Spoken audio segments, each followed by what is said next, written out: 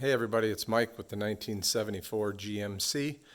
I just want to do a little chat about some things I found on a recent trip. So I'm going to come in the coach and sit down, and hopefully this comes off okay. Just got to get this set up so that hopefully when I sit down I'll be in the frame. All right, so I'll call this my coach chat. So my wife and I recently took this on a long trip. I think, as I've told you before, I'm trying to get it ready to go to Alaska next year. So this particular trip, we went from Michigan to upstate New York and back. We did travel through the United States on the way to upstate New York, and we traveled through Canada on the way back.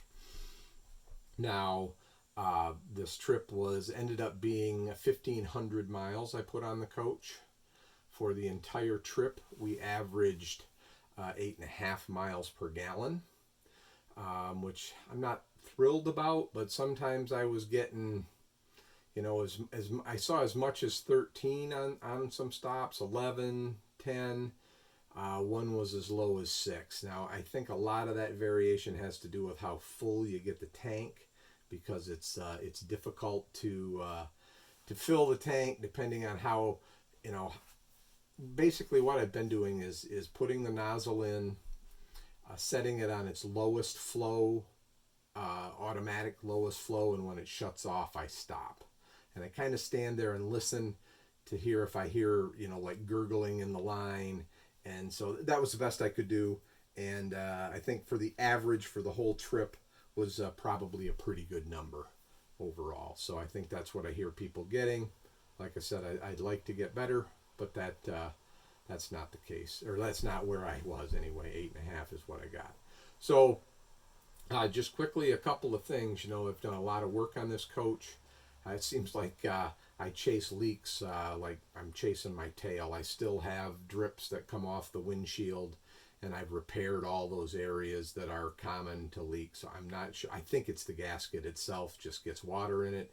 It takes maybe, if it's rained when I've been sitting, it takes maybe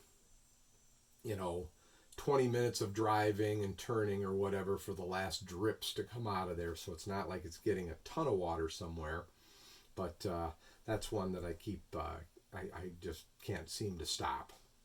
The other one is these windows get a little bit of weepage through the, these are the 4-piece window. I need to get off my butt and get those other windows that only have one seam in them put in, but so I get a little weeping through those on a couple of windows. And then lately I've had this leak over here by the passenger seat. It leaks down onto the first step, if you will, and I thought I fixed it. I found exactly where the water was coming in, and I put some sealant in, and I think what I did is created a dam, and so the water's sitting above it, and it's coming in even worse. So I got to get that fixed. I'm not exactly sure what I'm going to do about that one. But a couple other things I wanted to talk about. So if you've watched all of my videos, I've made several changes to, I guess, how the coach was mechanized. And I just want to let you know what I think of those changes now after, really having used the coach quite a bit. So my 2-tank wastewater system, I love.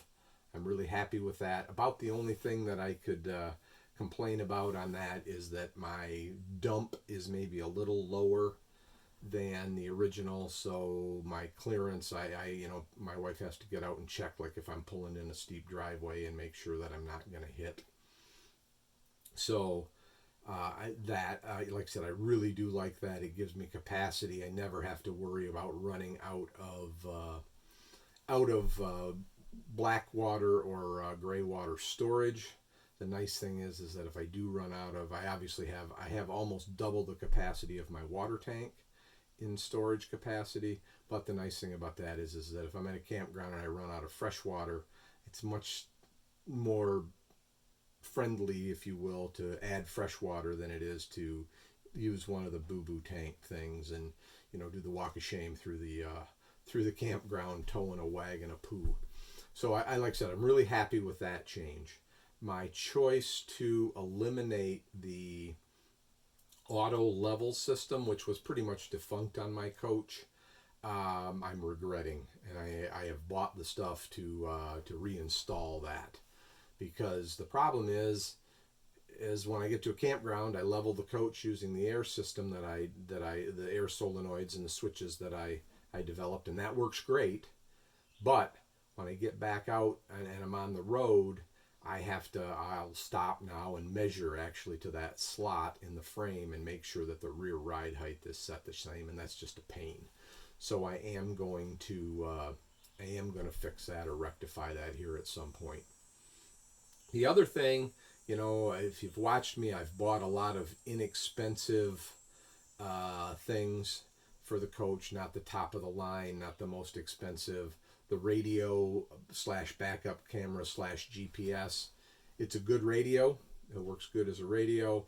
It's some of the buttons are a little bit sensitive. I don't know if your skin gets too dry or what, because it is kind of a touch screen thing.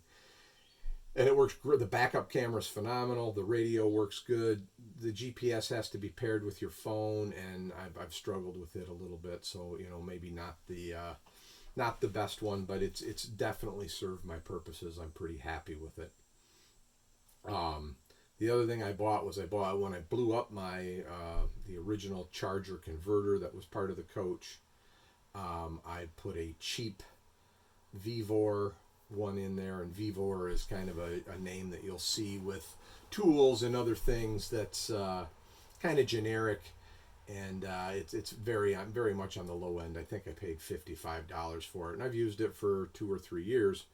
But I had a pretty bad incident occur on this last trip as a result of it. I believe it's failed, and it's overcharging the batteries. Well, my house battery is right underneath one of the beds in the back. And I woke up in the middle of the night, and I could smell this kind of rotten egg odor. And to be honest with you, we had eaten garlic hot dogs and baked beans and chili sauce that night for dinner. And so I was kind of thinking I was a little gassy, and I was kind of thinking it was just that. Well, when I got up in the morning, my wife asked me, "Did you smell that horrible smell?" And I said, "Well, yeah." I said, "I apologize for that, but I think it was me." And she goes, "Oh, okay, And so I got up and was milling around, and she was still sitting in bed, reading some emails or doing whatever. And I turned the fan on in the bedroom area of the coach, and she said the smell got worse. So I'm thinking to myself, well, maybe my sniffer's off, and maybe I got a propane leak or something like that. So I went out, opened up one of the side hatches to investigate, and there was white smoke coming out of the battery. So the charger converter was overcharging the battery, and it was releasing hydrogen sulfide, which is extremely toxic. So neither my wife nor I had any ill effects from it, but it could have been very bad. So I think making sure that we have good quality charger converter and that we're not overcharging the battery is very important. So there's another item that I purchased that was, I'll say, inexpensive. I kind of did that because I needed it to get, when I blew mine up, and I don't know if you recall the story, but when I originally did it, I thought the 30 amp 3-prong plug was 220, and I wired one 220, and when I plugged the coach in, I popped the converter. Dumb me. So I needed a converter right away, so I bought this cheap one that I could get off Amazon, and my plan is now that I know that one's gone bad, I am going to buy the converter that I really want, which will be capable of shore power in, engine charging, solar charging. It will charge lead acid batteries, and it will charge lithium ion or lithium iron, which are the newest battery. It will charge those. So I'll let you. I'm working with my cousin's a tech guru, and I'm working with him on which one to buy. And when I get that one, I'll let you know what it is. So that will upgrade my capabilities. Now, what I did to get home is I really cooked that battery, so I got rid of that battery, traded it in, and got a deep cycle lead acid which was about all I could buy on the spot, and that's what we used to get home. And then I just left the charger converter unplugged. So fortunately nothing bad happened, but that's where we are. So other than that, on these seats, one thing I learned is I bought these seats used, and although they look halfway decent, and they're just horribly uncomfortable rolling down the road. They hit me in the wrong spot. So I've got to find a set of seats to put in here. So my cruise control worked good. The coach, ran down the road, the engine and transmission drive line, all that was really good. I was really pleased with that. I'm not sure it downshifts necessarily when I want it to. Going up a steep grade, it just kind of lugs. I mean, the engine has the power, and it'll just kind of lug up a steep grade without downshifting. So, but maybe a little more investigation on that. But so far, that's where we are. So the saga continues with the coach. I'm not quite ready to take it to Alaska, but I'm getting close. So everybody, have a great day.